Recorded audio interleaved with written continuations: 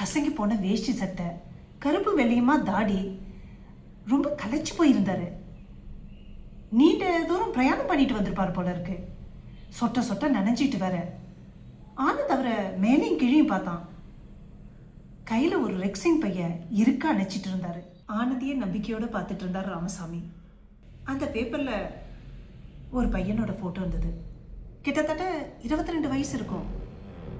அழகான முகம். ஆனந்துக்கு ஒரு மாதிரி இருந்தது.